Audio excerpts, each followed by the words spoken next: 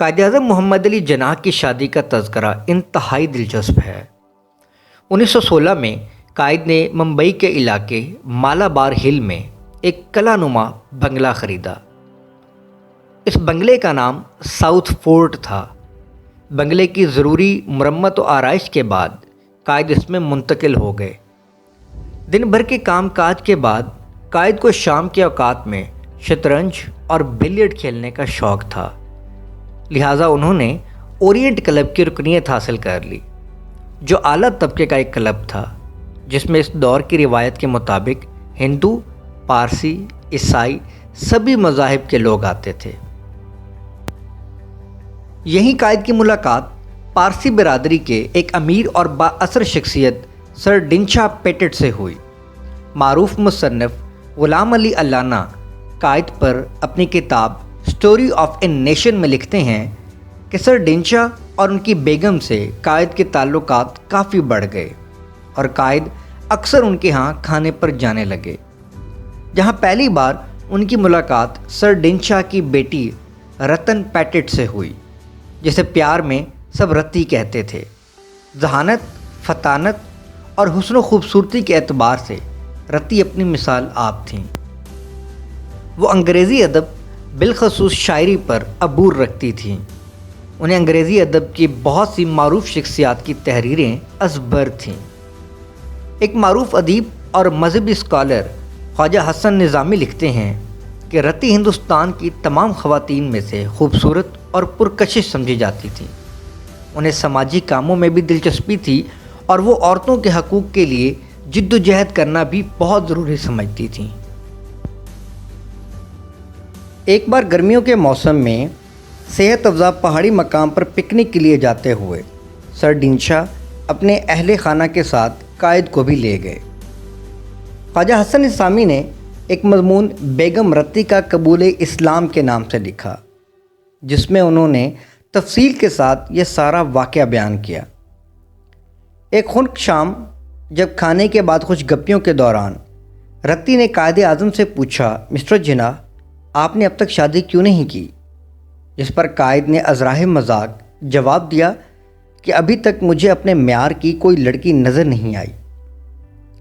اسی روز باتوں ہی باتوں میں رتی نے خواہش ظاہر کی کہ معلومات کے لیے میں بھی اسلام کے بارے میں کچھ پڑھنا چاہتی ہوں۔ چند ہفتے بعد قائد ممبئی واپس پہنچے۔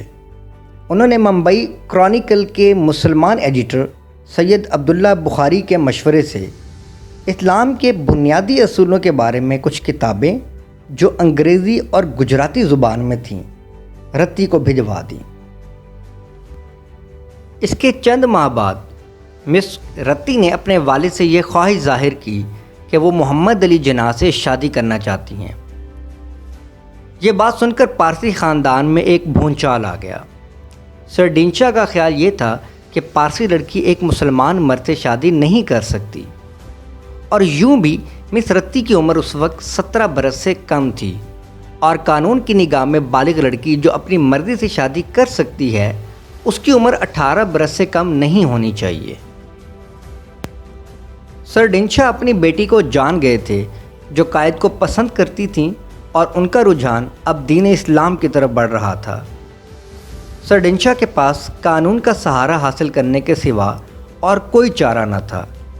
انہوں نے کورٹ میں مقدمہ دائر کر کے باقاعدہ ایک حکم امتناعی حاصل کیا۔ اس حکم میں رتی کو ہدایت کی گئی کہ وہ سن بلوغت تک پہنچنے تک والدین کی اجازت کے بغیر شادی کرنے سے باز رہے۔ مسٹر اینڈ مسز ڈنچا اس خوش فہمی میں مبتلا تھے کہ 1 سال تک مس رتی کی یہ خواہش ختم ہو جائے گی، اور دوسری طرف محمد علی جناح نے بھی قانون کی بالادستی کو تسلیم کرتے ہوئے کورٹ کی ہدایات پر عمل کیا۔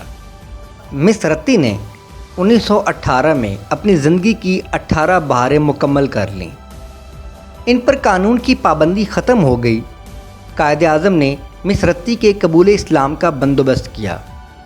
18 اپریل 1918 کو پارسی برادری کی اس نڈر اور بہادر لڑکی نے ممبئی کی جامع مسجد میں مولانا نذیر احمد کے سامنے اسلام قبول کر لیا۔ اس کے اگلے روز 19 اپریل کو قائد اعظم کے ایک دوست شریف دیو جی نے ایک قاضی کا انتظام کیا اور قاضی صاحب نے قائد اعظم کی رہائش گاہ واقع ماؤنٹ پلیزنٹ روڈ پر آ کر اسلامی رسم و رواج کے مطابق ان دونوں کی شادی کروائی۔ راجہ صاحب محمود آباد نے مسٹر محمد علی جناح کے ولی اور مولانا حسن نجفی نے رتی کے ولی کے طور پر نکاح نامہ پر دستخط کیے۔ عمر سبحانی رسم نکاح کے گواہ تھے۔ رتن بائی کا حق مہر 1000 روپیہ سکہ رائج الوقت مقرر ہوا اور قائد اعظم نے اس کے علاوہ 1.25 لاکھ روپیہ بطور تحفہ اپنی دلہن کی نظر کیا۔ اس موقع پر مس رتی کا اسلامی نام مریم جناح بھی تجویز کیا گیا۔ رتی جناح کی شادی کے سلسلے میں قومی اخبارات نے بھی خاصی دلچسپی لی۔ اسٹیٹس مین اور ٹائمز آف انڈیا نے عین شادی کے روز یعنی 19 اپریل ہی کو اس شادی کی خبر مندرجہ ذیل الفاظ میں شائع کی۔